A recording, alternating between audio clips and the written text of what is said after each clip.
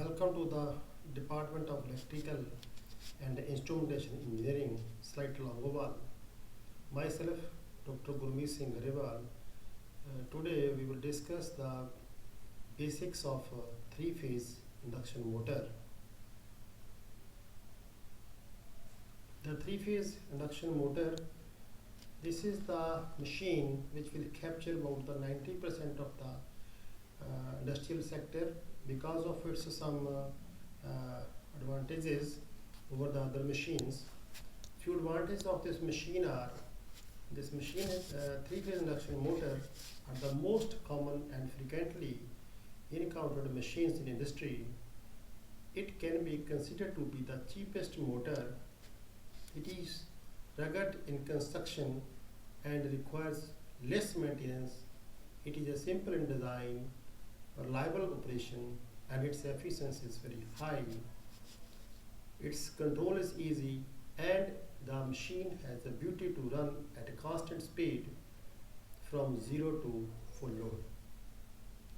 The basic classification of the machine, actually the machine can be classified on the basis of construction of the machine, particularly the construction of the rotor, because in the machine the stator remains same. It depends upon the construction of the rotor. One is the squirrel cage induction motor, and second is the slip ring induction motor, or it is also called wound rotor induction motor. Depending upon the number of phases, the machine can be classified as single phase induction motor or three phase induction motor. Today we will discuss the basic construction and operation detail of the three phase induction motor. If we talk about the construction of this three phase induction motor, there are main two parts, rotor and stator. Though may there are other accessories like enclosure, end caps, ball bearing, terminal box, and so on. The major parts are stator and rotor.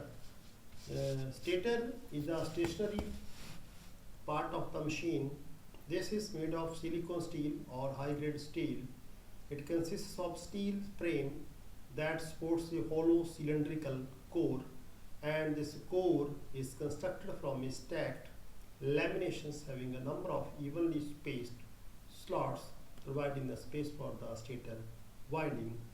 The lamination is done to reduce the eddy current loss in the machine in the core, and we prefer this steel or this high grade steel, one can say soft iron material, because it provides the low reluctance path to the return flux, and the hysteresis losses in this material is less. So we prefer use this steel for the construction of machine, so that the overall core losses will be reduced. This is the sectional view of the stator and rotor.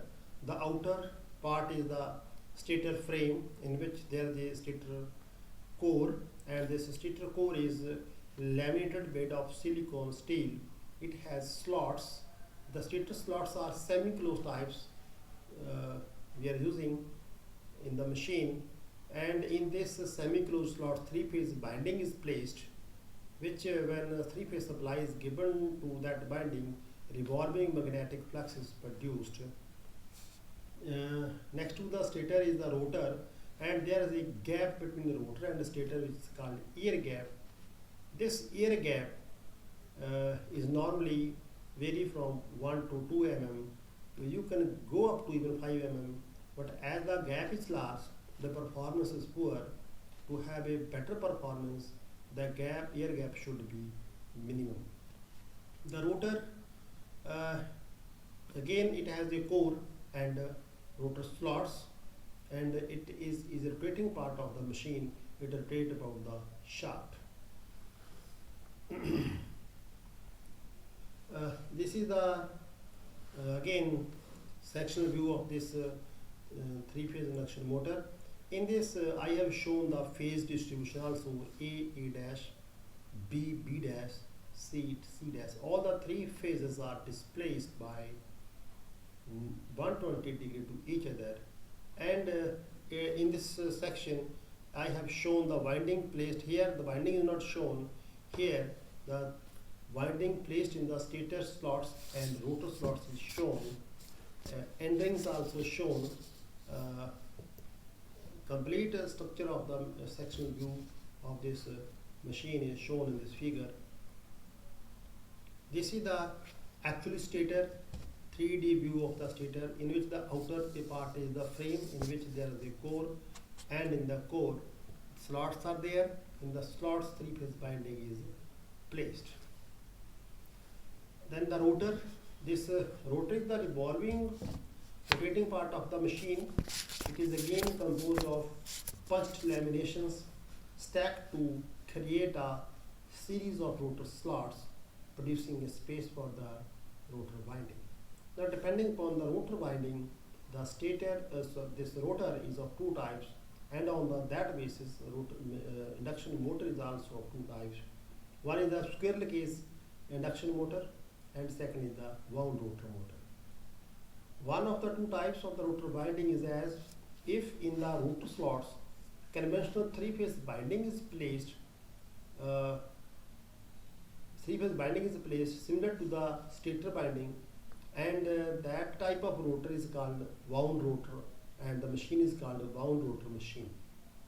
The second type, in which only aluminium or copper bus bars are placed, that is a single conductor per slot is placed, and all these aluminium bus bars are short circuited together at the end rings on both sides, and this gives the configuration like a squirrel case, and this is called a squirrel case rotor. Both rotors have their own advantage and disadvantage. If we talk about some little bit more about the squirrel case rotor, it consists of a laminated cylindrical core having semi-closed circular slots at the outer periphery. Copper or aluminium bars, conductors are placed in these slots and short circuited at each end by the copper or aluminium rings called short circuiting rings. The rotor binding is permanently short circuited, and there is no provision of adding external resistance in this type of rotor structure. And the rotor slots are not parallel to the shaft. They are having certain inclination. That is, the phenomenon is called skewing. The skewed slots are used to reduce the humming and provide the smoother torque for different positions of rotor. It also reduces the possibility of magnetic locking of the stator and the rotor. This is the complete 3D assembly of the squirrel case rotor, in which the yellow lines which are parallel to each other, these are the aluminium or copper bars. They are placed in the rotor slots, and this iron bar, actually this is a part of rotor core. This is laminated to reduce the eddy current loss, and this aluminium or cap and cap or copper and cap, this is a short circuiting ring. This ring is placed on the other side also. These two rings short circuit all the aluminium or copper bars, and it gives the structure like this. The outer two yellow rings are the short circuiting rings, and parallel skewed yellow lines are the rotor conductors, and three dishes which represent the rotor core lamination, and in this laminated rotor core slots are there, in which through these slots the rotor bars are passing, and this is the skeleton of this squirrel case rotor. And this is the complete rotor having this core mounted on the shaft. These holes are to facilitate the air to flow for the cooling purpose, and this complete assembly when placed in the stator and the supply is given to that stator, the revolving flux will induce an EMF in this rotor, and this due to that EMF, this current flows and machine starts rotating. Second type of rotor is the phase wound rotor. In this phase wound rotor, it is also called slip ring rotor. Again, it consists of a laminated core having semi-closed slots at the outer periphery and carries a three-phase insulated winding exactly similar to the what we call this stator winding. The important point here is that rotor is wound for the same number of poles as that of stator.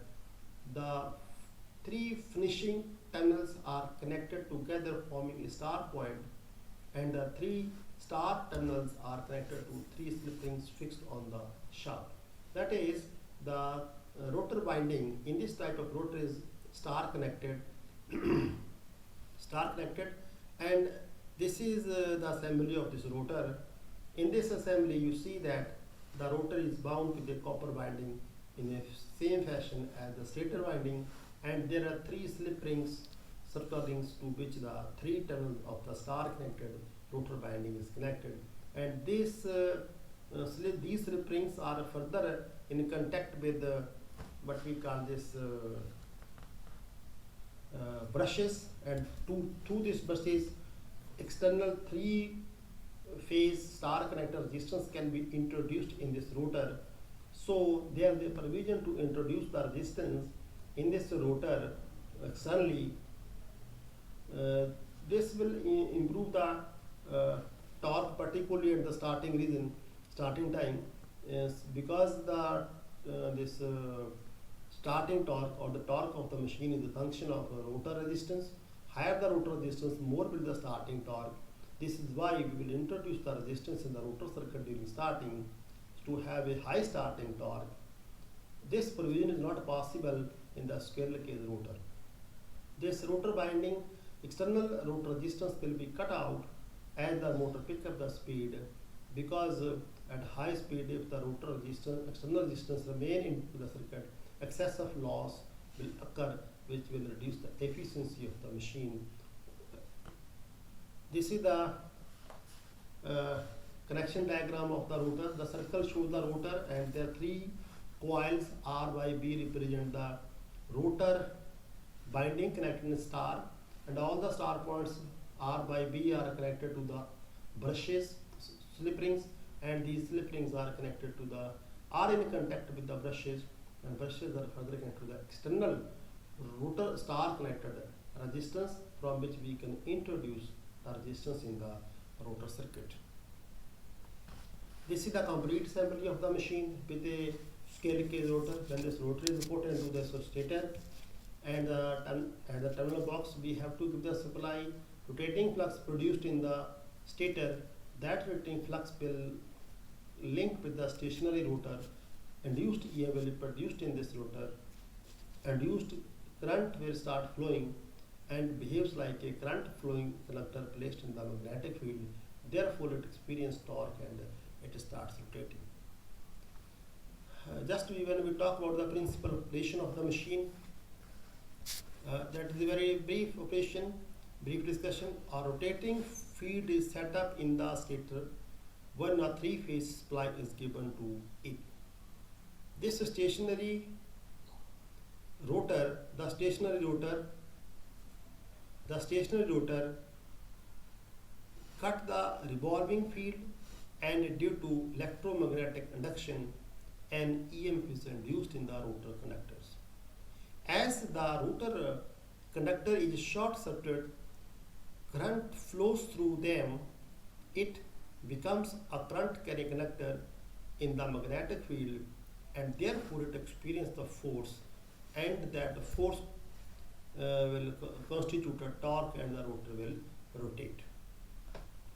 Now, this is a very important point, that what is the speed of this revolving field produced in this rotor stator. When three-phase stator binding is connected to the three-phase voltage supply, three-phase current will flow in the winding, which also will induce three-phase flux in the stator. These flux will rotate at a speed called the synchronous speed. That is, the flux at which the speed at which the flux is revolving in the stator is called synchronous speed and denoted by ns. This synchronous speed is given by the relation ns is equal to 120 f over p. Here p is the number of poles and f is the frequency of supply. Now the machine may be 2 pole, 4 pole, 6 pole, 8 pole, and the frequency is normally 50 hertz or 60 hertz. So having a particular frequency, let us say 50 hertz, if the machine is of 2 pole, the synchronous speed will be 3000 rpm. If the number of poles are 4, then the speed will be 1500 rpm and so on. So the synchronous speed is a function of the number of poles and the supply frequency.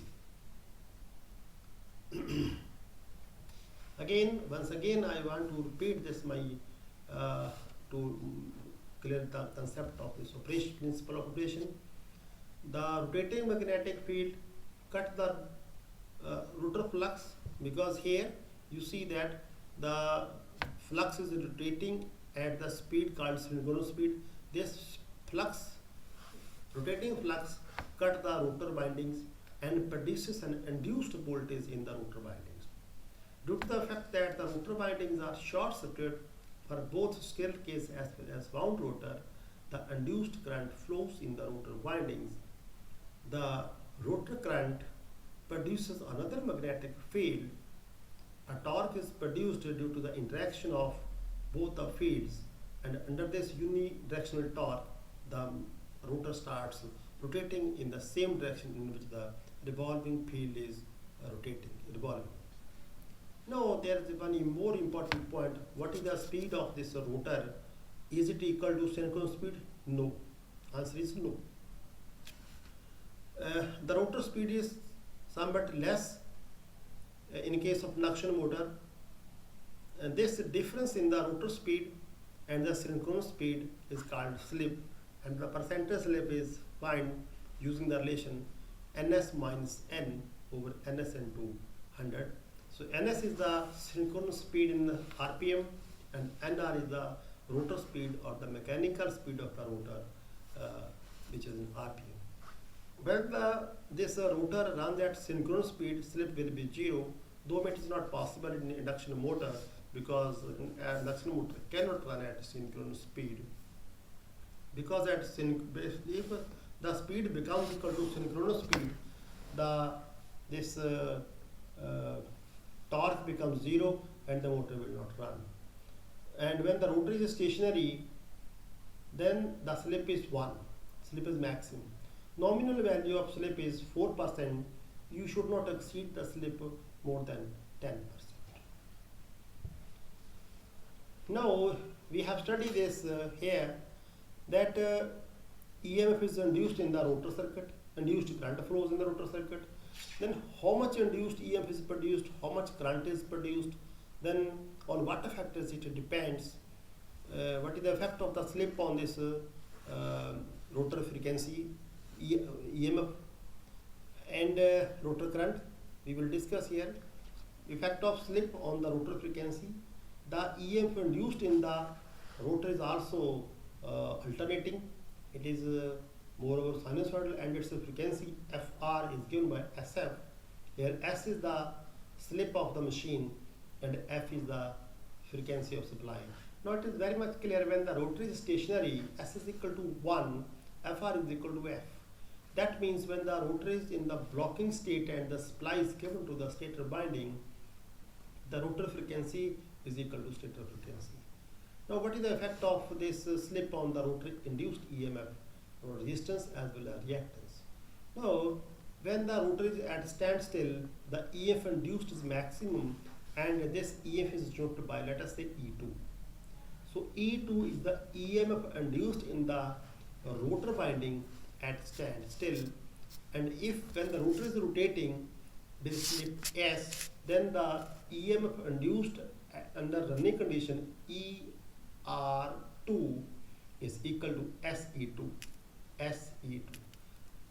Secondly, there is no effect of the slip on this rotor resistance. R2 is equal to R2. The reactance of this rotor will be affected by the slip.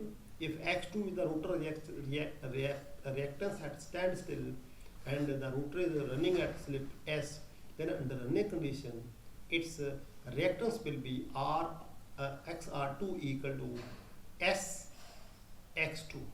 The impedance of this rotor Z2 is equal to R2 square plus SX2 square the root. So this is how this parameters of the rotor will vary, will affect due to this slip. Now what about the torque produced?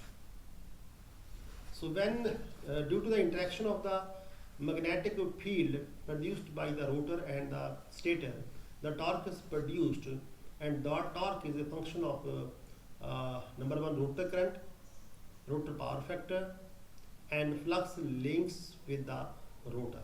So torque tau equal to phi I2 cos phi 2, or torque is E is proportional to E2 I2 cos phi 2. This is because E2 is a function of phi, so we can replace this phi by E2.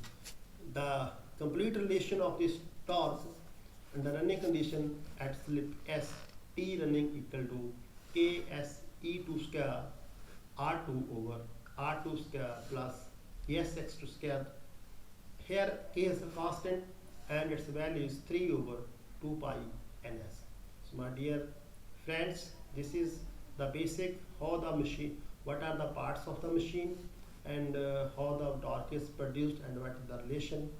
And if you have any problem, you are free to discuss me.